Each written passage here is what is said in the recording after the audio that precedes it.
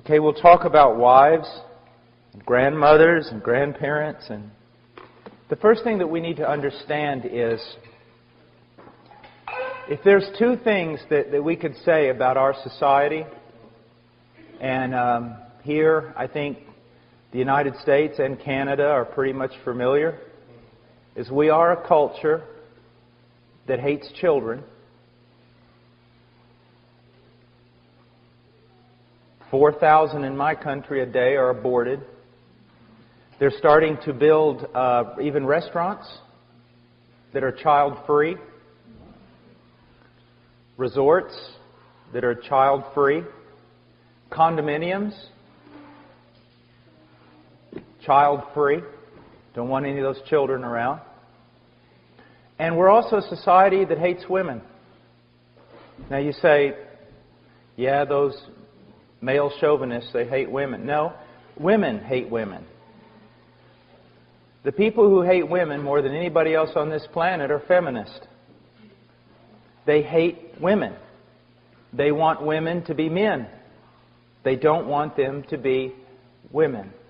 And any woman who says, I believe that it is my desire to be in my home, to raise godly children, to support my husband in the endeavors that he has to go through in order to provide for our family, any woman who does that is considered a failure in our society. She's looked down upon, and I know that from personal experience. I know the things that my wife has suffered, the things that people have said, because, they say, why don't you help your husband? And she says, well, I do. No, why don't you get a job? I mean, as a minister, he doesn't make that much money. You could provide other things. You could... What?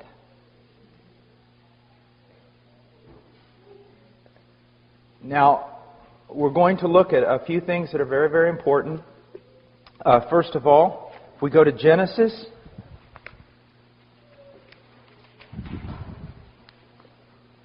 chapter 2.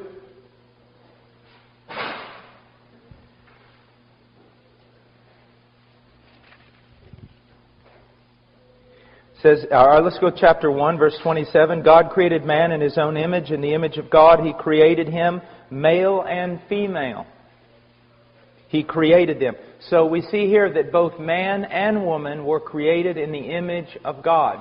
And both of them have an equal standing before God. The roles that they play in the marriage has nothing to do with a lack of equality. When we will get to the point where it says that a man is head of his home and a wife is to live in submission to her husband, it does not mean that the wife is less than her husband. It does not mean that. If you think it does, then guess what? You've just destroyed the Trinity. Because did not the Son submit to His Father? So did that make the Son less than His Father? If you say yes, then you have just committed heresy. Within the Trinity itself, the Son submitted to His Father. And yet the Bible says the Son and the Father are one and they are equal. So my wife and I, we are one and we are equal. We function in different roles. Okay? Now today everyone says, no, if you've got to have the same role or you're not equal. That's why there's this push by feminists, and they've won the day, to be honest with you. They've won the day, that women ought to be fighting on the front lines. That women ought to be doing what men do in everything. And if you deny women that, then you're not treating them as equal. No, what you're doing is you're denying that men and women are different and that they were made different by a Creator God. We are different, and we were created for different roles. But we are equal. We're all made in the image of God. God blessed them in verse 28 and said to them, be fruitful and multiply and fill the earth and subdue it. That subdue the earth was also given to the woman. But there is a different role in subduing the earth. Now, I want to just for a moment, I want you to think, before we get to the idea of a woman submitting to her husband, I want you to just think about something. And this, men, this is also for you. let's say that there is a woman who looks at the biblical command of a woman submitting to her husband, and then she looks over at her husband.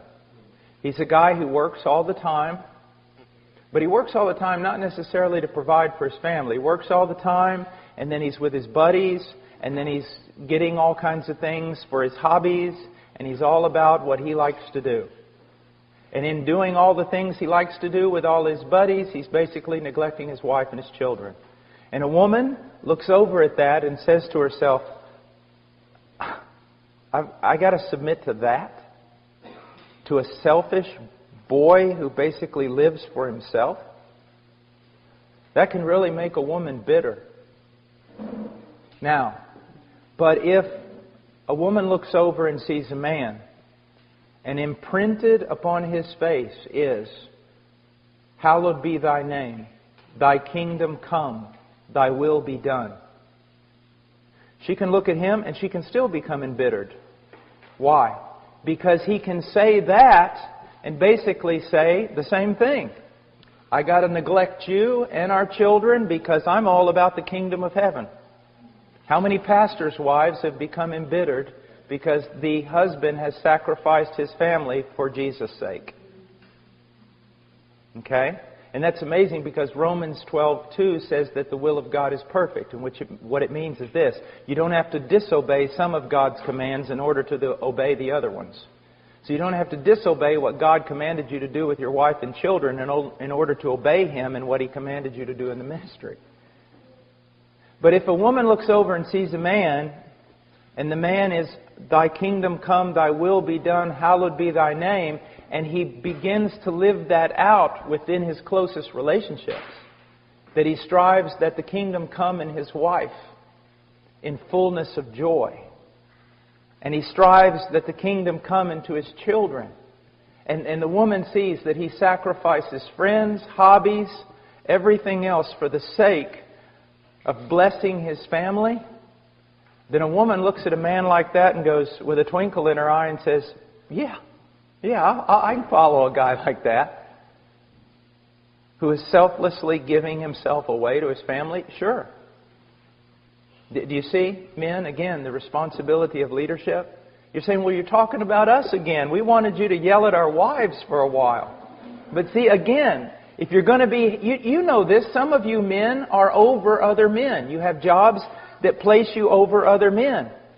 If those men that are under you mess up, the boss doesn't go talk to them, does he? He talks to you. Your men messed up. They're under your authority. You see? It's the same way. And so, this is something that is extremely important. Now we get to verse 23 of chapter 2, and he says, and man said, this is now bone of my bones and flesh of my flesh. She shall be called woman because she was taken out of man. Now, even though I believe that there is a way in which we can say our children are of our flesh, if we want to be purist in the biblical language, we have to recognize man and woman, husband and wife, are one flesh in a deeper way than you could ever think about children. I am not of one flesh, as it says here, with my children. I am one flesh with my wife. Now, someone can think that they've been a wonderful mother even though they've been a failure as a wife, and that's not true. If you've been a failure as a wife, you've been a failure as a mother. Now, I have a friend in Peru who's very bold, and on Mother's Day, that's what he preached. He said he was bold, I said he was crazy. But the greatest thing that my wife can do for her children is to love her husband and respect him.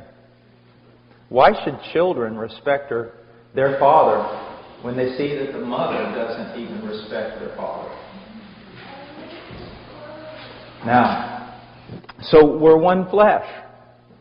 It's the highest and most important relationship.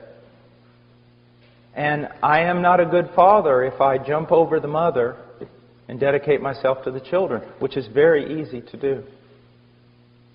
Now, men, one of the things that, again, is very important is oftentimes, as men, we're usually a bit more independent.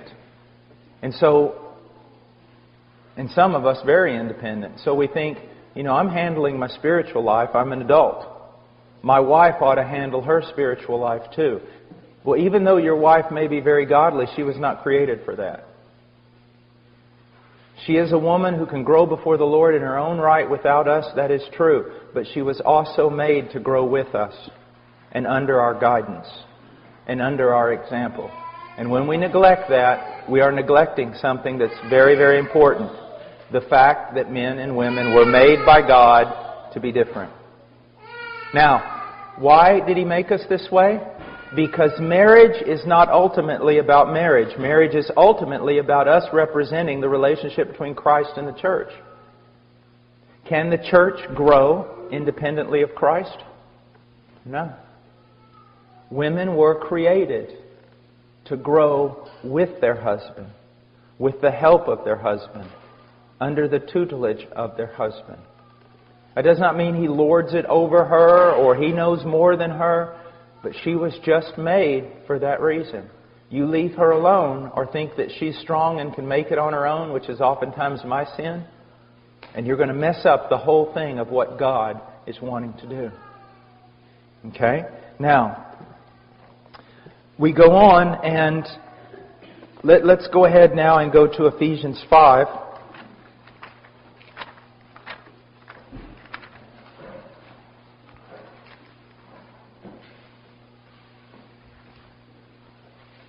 In verse 22, well, let's go to verse 21.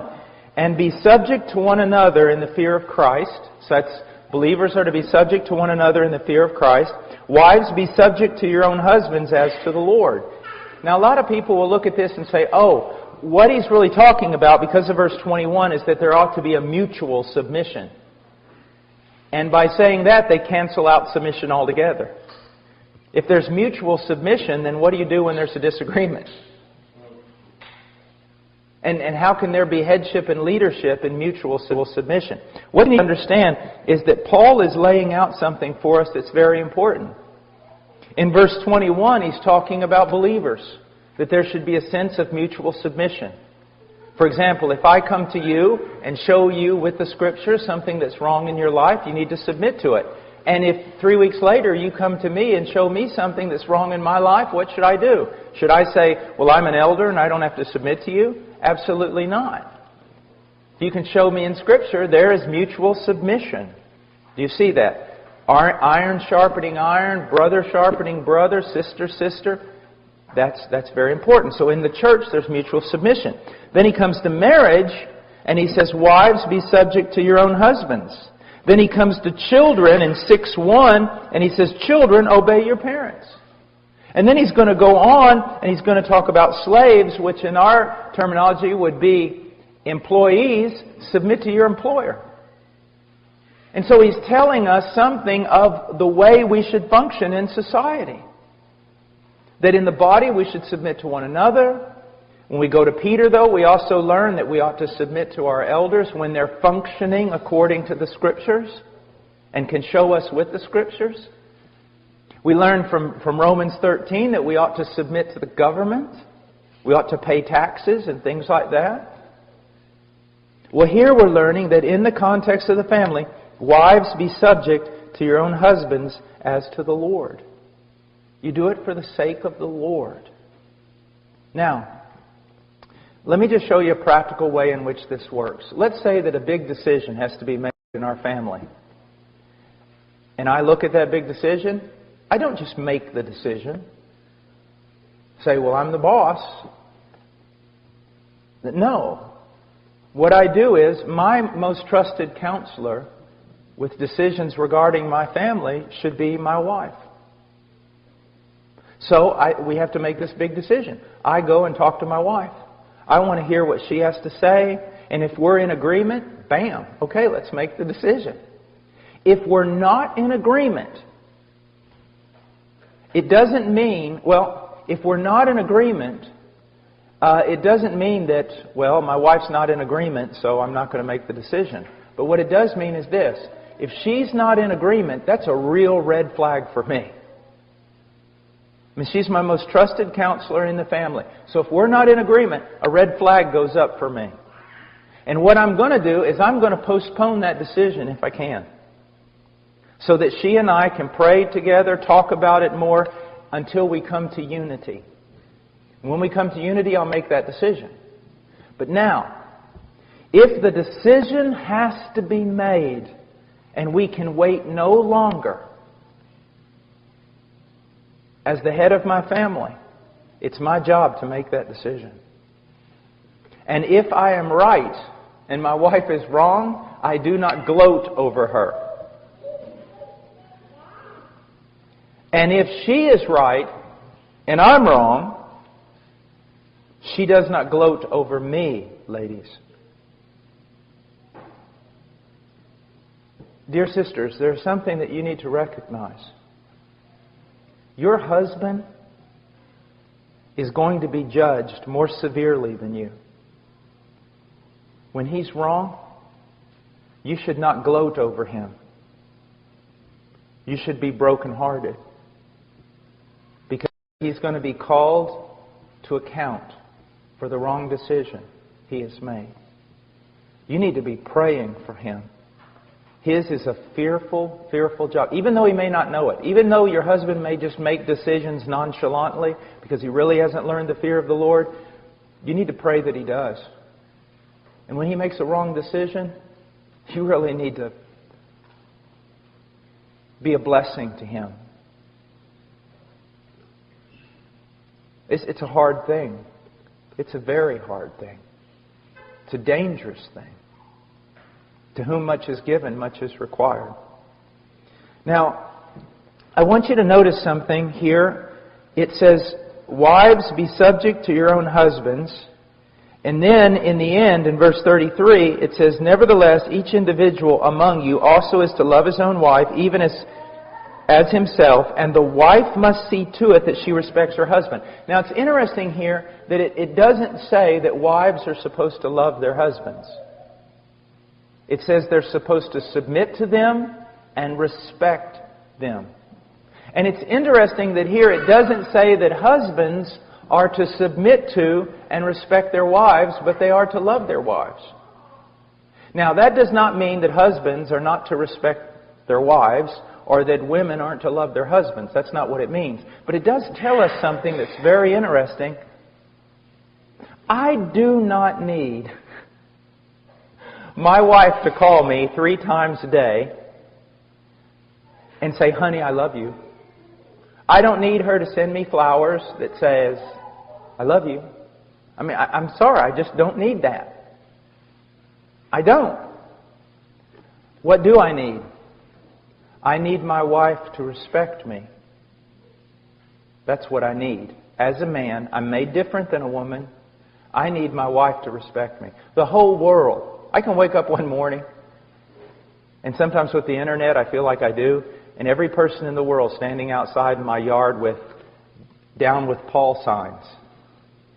Paul should die. Paul's a false prophet. Paul's this. I mean, I get everything you can imagine. That really doesn't affect me. What does affect me is when my wife, when I feel as though she does not respect me. That kills me. It takes all the strength out of me. You want your husband to be strong? Respect him. Honor him. Now, here's an interesting thing.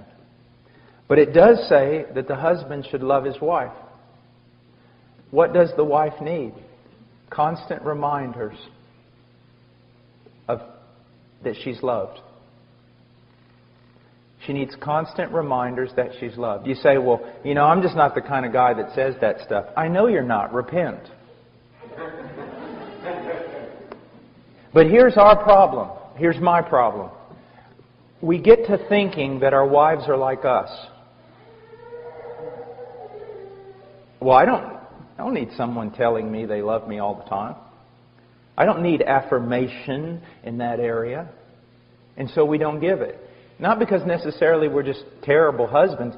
I'm telling you, we've been raised in a culture where we've been led to believe that we're just alike, men and women. And we're not. We're not just alike. Now, my wife needs respect, your wife needs respect, but primarily what they need is an affirmation that they are loved, especially today.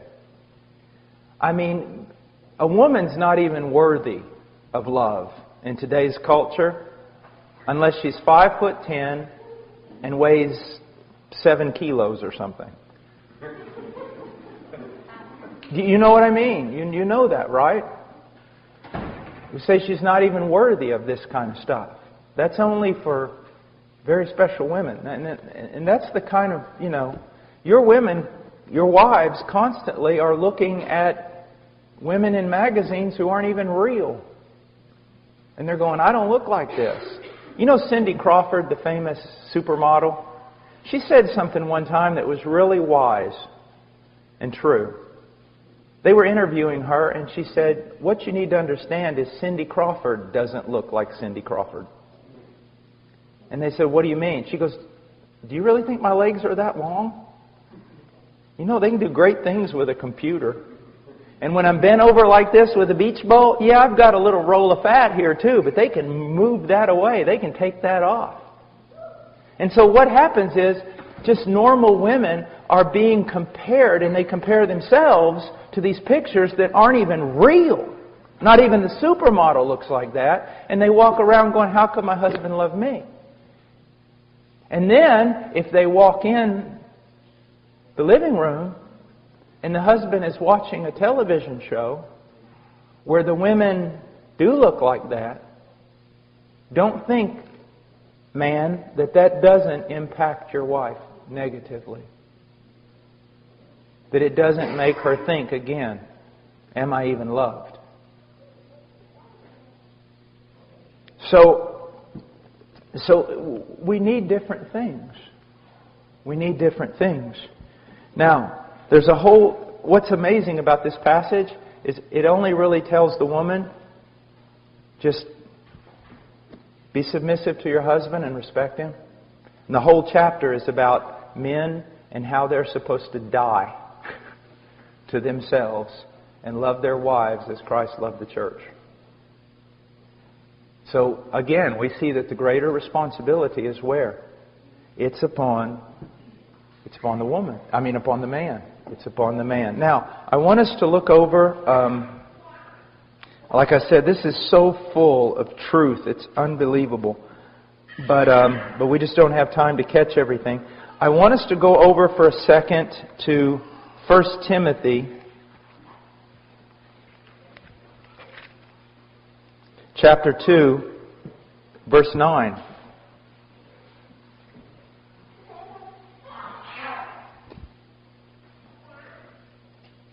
Likewise, in verse 8, Paul says, therefore I want men in every place to pray, lifting up holy hands without wrath and dissension. All right, now notice, men are prone towards wrath. Impatience, anger, fighting, dissension, this type of thing. Then he goes on, he says, I don't want that out of you. I want you lifting up holy hands. I want you living a life of prayer. I want you to be in unity in your prayer. But now he goes to 9, he says, likewise, I want women to adorn themselves with proper clothing, modestly and discreetly, not with braided hair and gold or pearls or costly garments. Whoa. Well, hold on there. And this is something, I'm going to be very honest with you, that my wife and I have been, we've really been struggling with this. Not that we don't want to obey it. We want to make sure we know what it means. Because what does it mean? Because we've been given some terms here, and they're not, we almost look at this and say, why didn't you give us more? Give us a rule. Give us, something that we can just follow. But I want you to look at some things. I want you to see, first of all, likewise I want women to adorn themselves. Now, he wants women to adorn themselves. Okay? So adornment's not bad. But that adornment, we're going to see, is in verse 11. In verse 10, it's good works, godliness, a quiet and submissive spirit. Now, but let's go on. He says, I want women to adorn themselves with proper clothing. That tells me that there is clothing that's improper for a Christian woman. All right? I mean, that's just logic. There is clothing that is improper for a Christian woman. Now, he says, the clothing must be modest. Modest. This is very important. It's literally proper clothing with modesty is the way it goes in the original text. So, with modesty. My wife has a really good thing that she says, and she goes, if your clothing is a frame for your face from which the glory of God is to shine, it's proper. If it draws attention to your face. If your clothing draws attention to your body, to outline it, to make it noticed, then it's sensual. It's sensual. What you're doing is wrong. Now, I want to step off for just a second. Women, you need to understand something. Men are not as dumb as you think they are. My wife and I have a friend in Illinois, and she's a very pretty lady. Very pretty. And if she walked in that door right now, every man in this room, if he turned and saw her, this is what they would say. Well, that's a very pretty lady. That's a very elegant lady. That's a beautiful lady. And that's what they would think. But ladies, there are also women that aren't half as attractive as that lady I just described to you, either in their face or in their body. And they could walk in that door, and the moment every man heard the door open and he looked over there, if he was a godly man, he would have to go like this. Because it's not beauty. It's sensuality. And even though you can't exactly write down the rules and put it all on paper, when you see it, you know it. There is a difference between beauty and sensuality. And God is not against beauty. He is against sensuality. In Philippians, we are told to think on things that are excellent, that are noble, that are just, that are right, that are true. The way a woman carries herself and the way she dresses ought to promote the following types of words: modesty, discretion, wisdom, beauty, elegance, refinement, but not sensuality, luxury, extravagance. You know, extravagance, ladies, is when your husband wants you to take off your earrings so he can make them into lures to catch northern pike.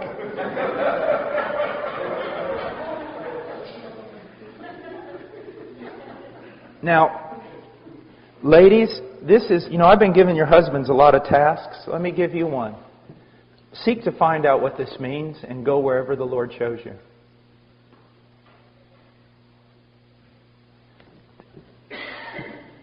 There is nothing more attractive than a woman who has this look of wisdom and discretion and nobility and simplicity. Simplicity. It's just a simple beauty about her. Now, I was teaching in Romania. I guess it was about 2 years ago, and I was at a university. I think it was Brașov, University of Brașov, I think, or something. And it was Europeans, just European techno-punk kind of stuff, All these all these college students come in there and everything. There's a whole room full of them. And there was a bunch of girls there at the bottom of the auditorium in the first rows, purple hair, nails through their nose, just stuff like that, And I looked at them, and I didn't get angry. It just really broke my heart. You know, you just look at these little girls, and you think, oh, Lord, you know, where is their father?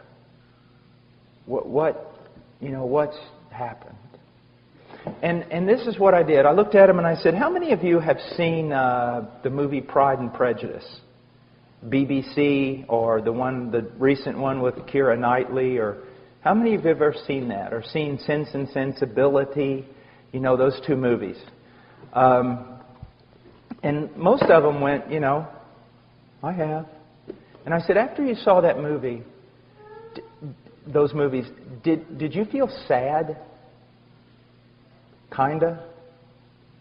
And a lot of them went, well, yeah, I did. Come to think of it, when I saw those movies, I felt sad. And I said, do you want me to tell you why? And they said, sure. I said, because much of what you saw in that movie has been killed in you. It's been killed. There was a time when people dressed for the sake of beauty. Now it's for the sake of lust. It used to be refinement. Now it's grunge. And I said, isn't it amazing that even though this really didn't happen in the movie, this was kind of the thing the movie gave you. Like if a girl was standing there and she reached for a book, let's say a 19-year-old girl, and she reaches for a book, and the moment she reaches for the book, a boy also reaches for the same book, and his hand crosses her hand like this just by accident, and guess what happens? The moment that happens, she almost loses her breath, she flushes, and has to leave the room. Look what they've done to you. Look how they've robbed you. And you've allowed yourself to be robbed. The young man, his heart's beating and he doesn't even know what to do. He just jumps out of a window. The young girl is all flush and she's just feeling all these emotions that are just about to explode in her heart, and tenderness and innocence and all these things that have been killed in you, young lady. They've been killed. Sin causes death all the time. It kills everything. It kills beauty. It kills poetry. It kills refinement. I would challenge you to get into the Scriptures, and it is a difficult task, because you start asking yourself a question, well, what is it? What is masculine? I mean, does it mean I can never wear pants? Does it mean this or that? Those are very hard questions. And you know what? You need to have a lot of grace, because when the Scriptures do not say something specifically, you better not be putting your specific rules upon people. Be very careful here. And as you know, I mean, my wife's here. She doesn't dress like a Puritan or something. But at the same time, I can tell you that she and I are in a transition. Because we've honestly, you get around to trying to look at different aspects of your life. And one of the things is, what is it supposed to look like to be a feminine, beautiful woman with discretion and wisdom and nobility? You could dress a woman in a skirt that went all the way down to her heels, and she could still be sensual and ungodly. I mean, nothing's going to cover up a wicked heart. But how should the daughters of God dress themselves? And, some people have gone really, I think the other side, and they just wear, denim skirts and white tennis shoes and, put their hair a certain way, and everybody's a homeschooling mom. I don't think that's what the Scriptures had intended either. But I will tell you this. Take simplicity. Take modesty. Take discretion. Put within that beauty and elegance. Throw away from it all sensuality and luxury and extravagance, and try to find, where does the Lord want you to be? And I'll tell you this, just as a man. A woman who most people would say is not that attractive in her face or in her body. If you see nobility in her, if you see discretion and wisdom in her clothing, in her way of being, it is attractive. It is pleasant. It is. It is. A noble, virtuous woman who just doesn't have it on the inside, but it affects the way she dresses, it affects the way she holds herself. And young ladies that are here, man, boys don't play with you. They don't wrestle with you. They don't come up and grab you around the neck. They don't do all these kinds of things. You are very special, very proper. Not in that wrong sort of way. There's a dignity to you. So don't allow the world to tell you how to dress because they just want to make you sensual. Don't tell people don't let people tell you how boys are supposed to treat you. Let God tell you. And you demand that. Now, fathers, here's something else. If you treat their mother very poorly, then don't expect your daughter to rise above you in the mate she chooses. She needs to be able to look at you and then look at all these 20-year-old boys that haven't got, the brain God gave a goose. She needs to be able to look at them and go, you do what? When that boy says, I love you. You what? Love me? You can't even spell the word love. Go look at my dad. Follow him around for 2 years. He'll show you what love is all about. Do you see? Guys, we do such a disservice to our daughters. We all do. When we neglect their mothers or treat their mothers common. So don't be angry one day when some guy comes along and treats your daughter as common. Now, look what it says here. It says, not with braided hair or gold or pearls or costly garments. Now, does this mean, as some has interpreted, a woman can never braid her hair? Well, if you go into the Greek world, you will see some braiding that went on that literally, it was frightening. The woman looked like Medusa. I am not kidding. They braided hair they would spend days braiding this hair up. And it was going all over the place. It looked like snakes coming out of her head. That's what Satan will always do to a culture. What he's talking about here is not that you can't braid your hair. He's talking about just the simplicity of it. Not extravagant. And then there's gold and pearls are costly garments. Now, what does this mean? Well, I see that the servant of Abraham gave Isaac's bride some costly bracelets, some rings for her nose. Go figure. So that wasn't treated as an ungodly thing. I think it goes back again to extravagance.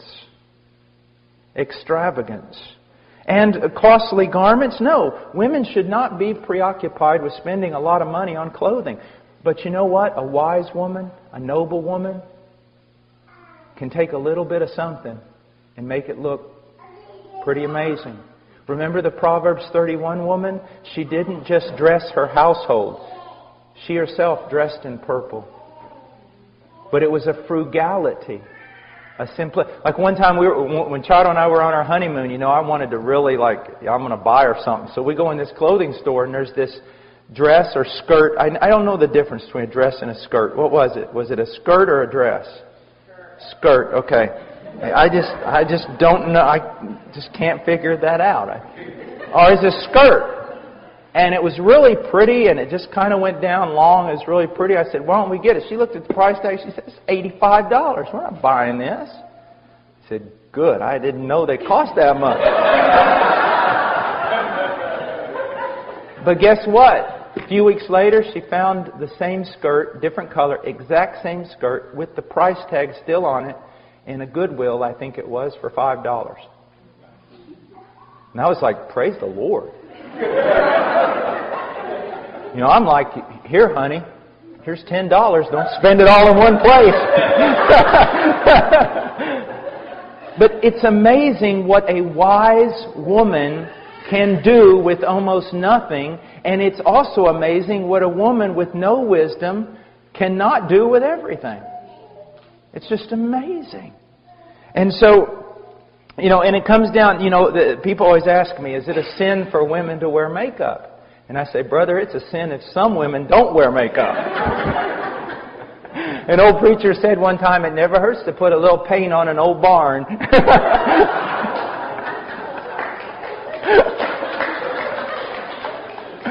But now, here's the point again.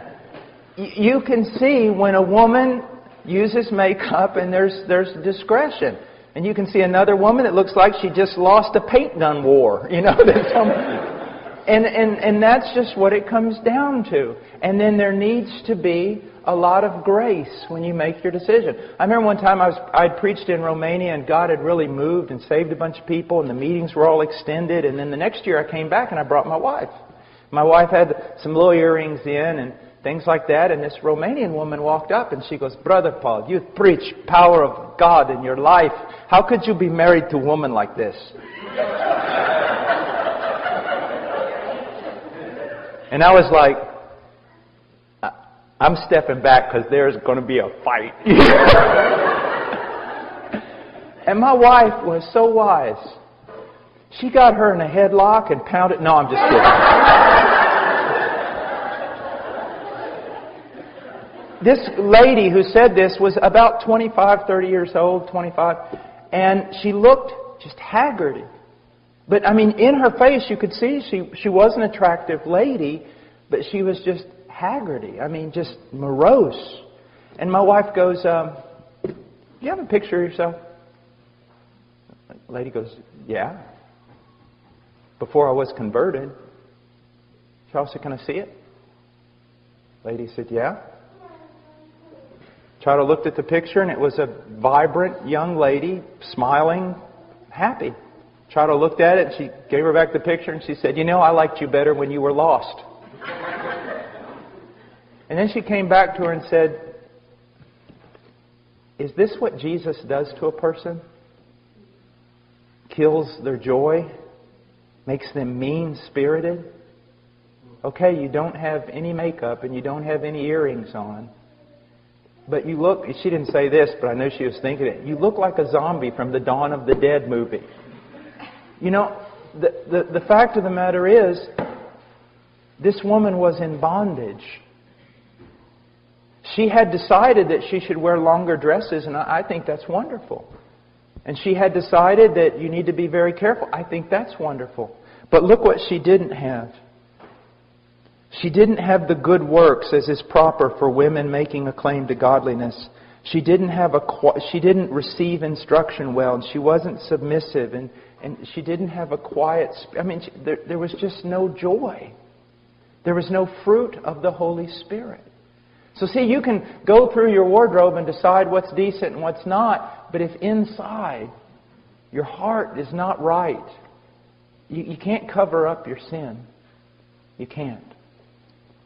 Now, I want us to look over at 1 Peter chapter 3.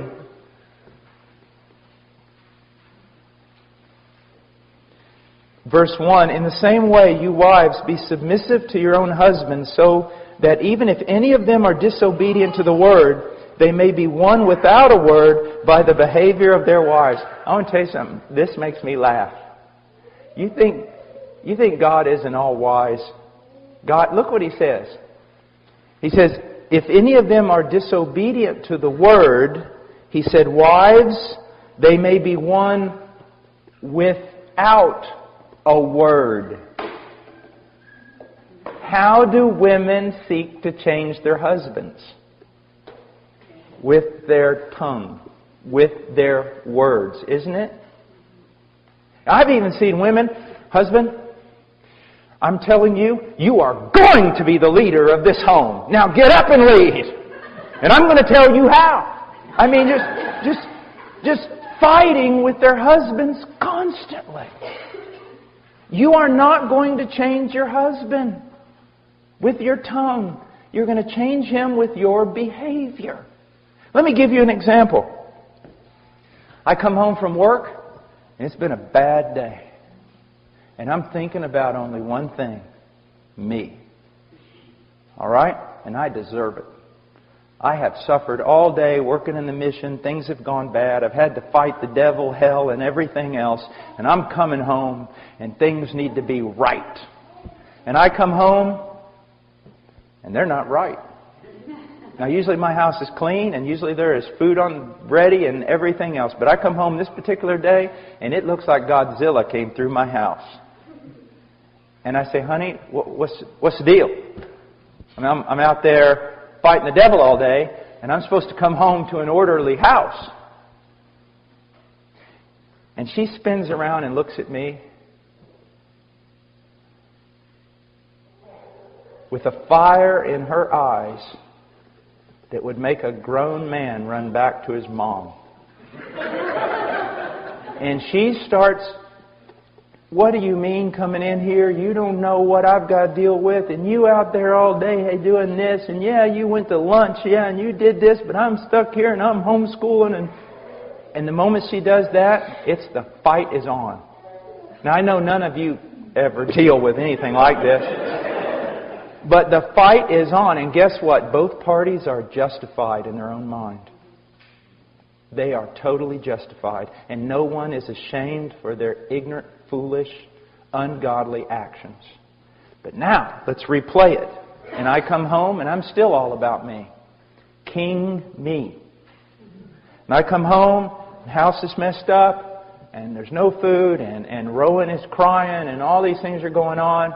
And I say, look, I mean, I'm out there all day preaching the gospel, doing things. At least I could come home and have a little peace. I'm making this up because I never do things like this.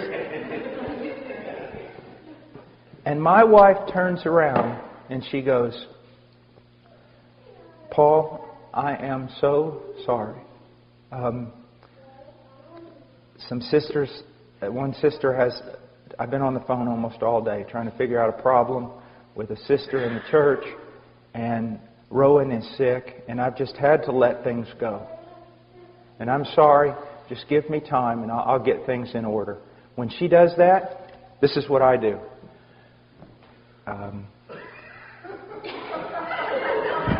I go outside, go into my workshop, find oak is usually the preferable wood that you want. But hickory also is a good wood to use. And you take it with both hands like this, and then you go wham, wham, wham, wham. And then you crawl back into the house, and you ask for forgiveness. Look what she's done. She couldn't beat me with her words, but she beat me with her behavior. She heaped burning hot coals on my head with her godliness. Do you see that? Now, men, it's the same way. Man, if we could ever get a brother to come up here. He teaches on marriage in Norm Wakefield. And he was teaching me one day, and he said, Paul, when I'm preaching, and God's really moved or something's happened, and I drive home, he said, I'm preparing myself because I know when I open that door, I am hoping my wife will realize I've just come from a tremendous week of battle and that she'll meet me at the door and just be a blessing. He said, Paul, I know it's usually not going to happen. I know some things are going to be going on. Now you can say it's the devil, that the devil's got my whole house upset and my wife's going to open the door and she's going to be immediately telling me problems. She's going to ignore my needs and everything else. And he said, but it's not the devil so much as it is God. And what God is doing is He's allowing the devil to work to stir up my house so that when my wife opens that door and she does not receive me with pleasantness and she doesn't appreciate the battles I've been through, God is giving me at that point an opportunity to be like Jesus. To love like Jesus. You see that? So see, it goes both ways. Now let me give you an illustration. If you go to Europe, one of the things that you always got to see are castles. I mean, they're just unbelievable. There's something unusual about castles. The front door of a castle is like really big on the first floor. I mean, it's huge. I mean, 25 guys walking abreast can go through that door. It's a big door. What's amazing, you go up to the second floor and the stairway is about this big. And the door at the top is like this tall, like this big. You're like, man, if that wasn't an architectural oversight, why did they do that? Well, here's the way. Here's the reason. Let's say that there's a bunch of people in the castle, and they're in there locked up because there's an army, a gigantic army outside the castle. Well, that gigantic army, it storms that door, the first door, and 25 men leaning against that door, and they push it in, and here comes the whole army floods into that first floor. And let's say there's only 10 people in that castle. But the army's 300 men. And they've just busted through the door. All the people in the castle, the 10 people, they run up that narrow stairway. Now here's what you need to understand.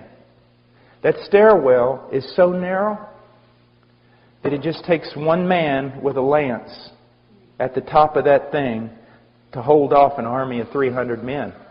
Because all 300 of them can't get up there. Only one at a time.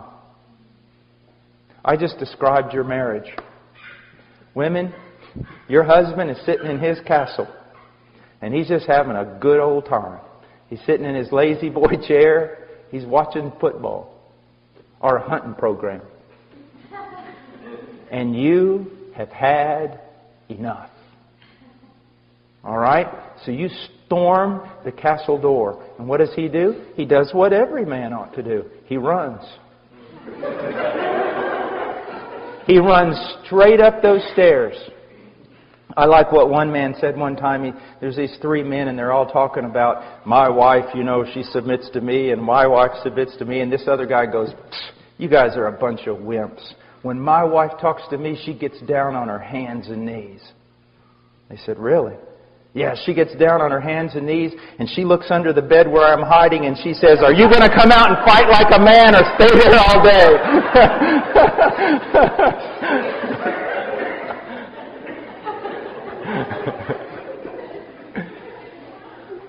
But here's the thing, wife. Your husband sees you, sees that double-edged sword coming out of your mouth, and he runs up, and he's got his lance, and you coming up that stairwell. And you're coming up that stairwell fighting with him. That tongue of yours is moving like a weed eater. And the whole time you're giving him the rights. You're just telling him the way it ought to be. The whole time you're doing that, you're also praying. God, why don't you help me with this man? God, why don't you help me with this man? God, why don't you do what you need to do? Why don't you change this man? God, I can't understand. And every time you say, God, why don't you help me with this man? God's going, get out of the way.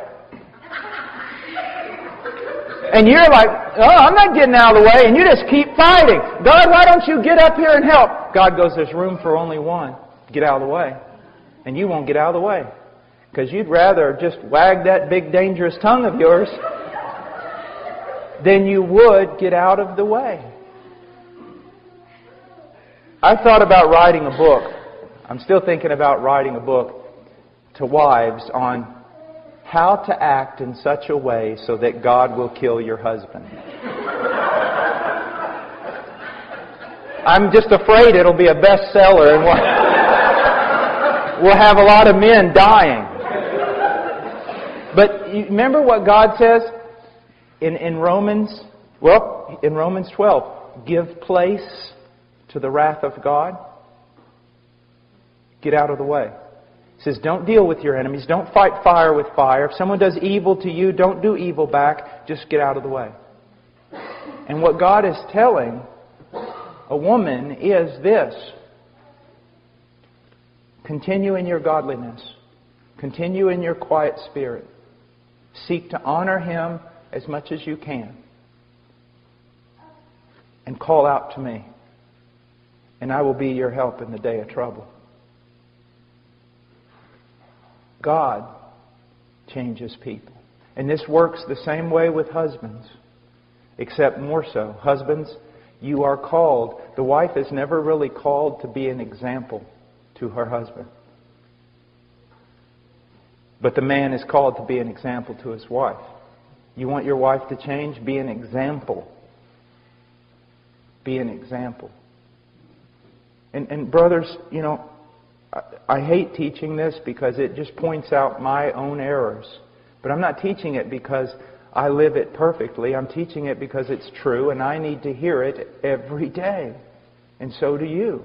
And ladies, it's the same thing. So do you. You need to hear this. He says, without a word, by the behavior of their wives, as they observe your chaste and respectful behavior. Again, look at this. Your adornment must not be merely external. And the word merely in Greek is not there.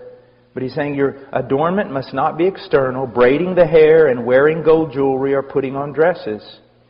You know, this comes out of, in a sense, of Proverbs. A woman without discretion, even a most beautiful woman without discretion, is like a gold ring in a pig's snout. And young guys, listen to me. Do not... If you are led into marriage because of the sensuality of the girl, you will hate yourself in the end. You will hate yourself.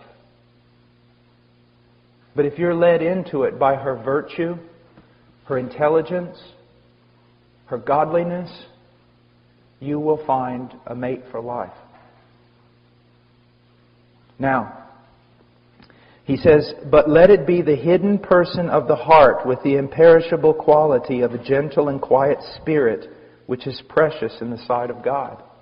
Women, I've seen women, act like street brawlers. Come on, you want to fight? Is that all you got? No, that's not the way they're supposed to be.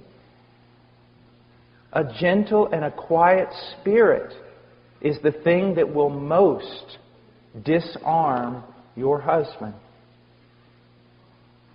Now, again, let me say this. I'm talking in regard to just a normal marriage with its normal problems. I'm not saying that a woman who has a violent husband who's putting her life in jeopardy ought to just stay there and be a punching bag. Not at all. And the pastors and elders should not just stand there and say, you need to go back to your husband. They need to protect this woman. She's a daughter of God. They need to treat her as their own daughter. And those pastors, if there's a sister in the church being abused by her husband, they need to stand in even if it means they get punched. It's what pastors do. Or it's what they're supposed to do anyway. Just find it amazing how many pastors will send women back to a horrible, abusive relationship and tell them to do the will of God and do nothing to protect them. Jesus never called us to that kind of absurdity. But in a normal relationship with our normal problems, just getting mad over nothing, like most of us do. Now, there's so much to say here. Let me say, it hurts me because this is like 7 days we could be talking just about this women thing. And let's go to the Song of Solomon. I want to talk to the young ladies, but this applies to everyone. Men, it would do you well to read the Song of Solomon. It would do me well because of all the beautiful things that is said here that to us seem just too goofy.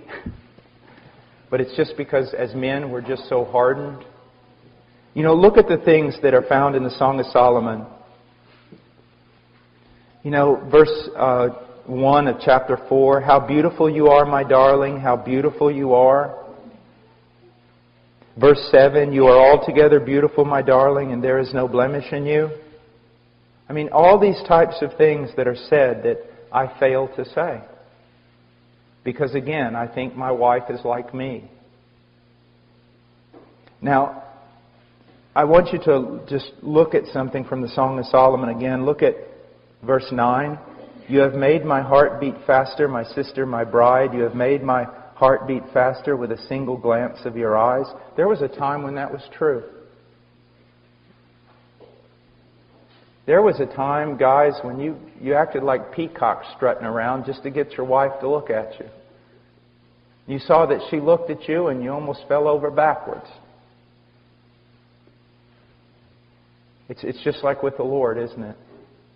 When we first met the Lord, and if He showed us anything in His Word, we were so excited we didn't even know what to do. And now He shows us things we don't even want to hear. There's something terrible about being in a relationship when it turns common. Now, another thing I want you to look at here in verse 9. He says, you have made my heart beat faster with a single glance of your eyes, with a single strand of your necklace. Now, you say, Brother Paul, what does that mean? Well, first of all, let's look at it as with Christ and the believer. He says, you're altogether beautiful, my darling. Why? Because He shed His blood for her and cleansed her. Notice that He did not die for a perfect bride. He died for a soiled one, and He made her perfect. Husbands, that's a good thing, isn't it? It's a very good thing. Also, husbands, you think your wife doesn't love you like she should? Guess what? It's your fault. You say, why is it my fault? Listen to what the Bible says. We love Him because He loved us. It's not that we loved Him, but that He loved us. And because He loved us, we now love Him. That's the relationship between a man and his wife. A husband and a bride. The church loves Jesus, the church loves Jesus because Jesus loved her first. And the church was won by that love. Isn't that amazing? And he says, you have made my heart beat faster with a single glance of your eyes, with a single strand of your necklace. Here's the problem. She's a shepherd girl. Shepherd girls don't have necklaces. So look at what's going on here. Jesus looks down at His bride and says, you're beautiful. The necklace you have is beautiful. What you're clothed in is beautiful. And guess what? Everything she wears and everything she is clothed in came from Him. So He gave her her beauty. Now, same way, we give our wives their beauty.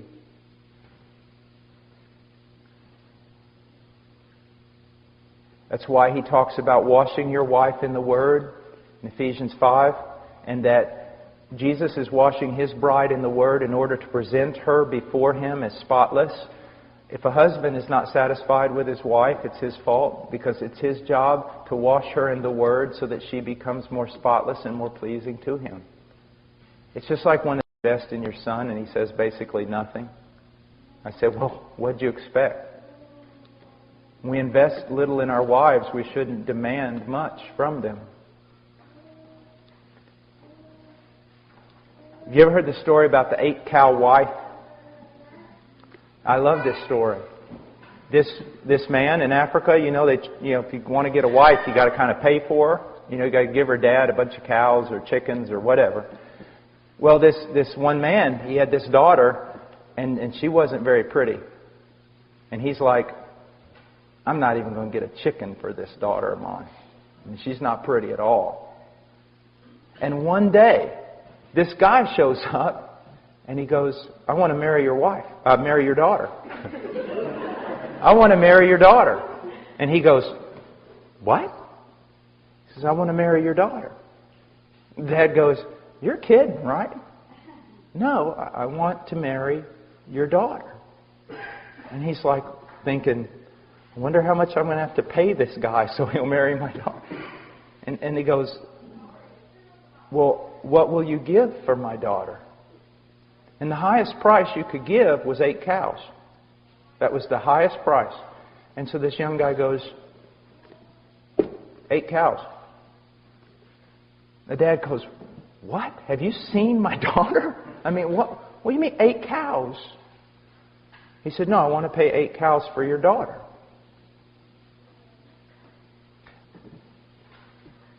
And so he did.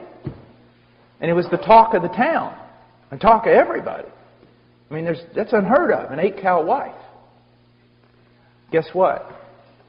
She came to be known throughout all the land as the 8-cow wife. And guess what? She became also the most respected woman in all the tribes. Someone valued her, and she lived up to that value.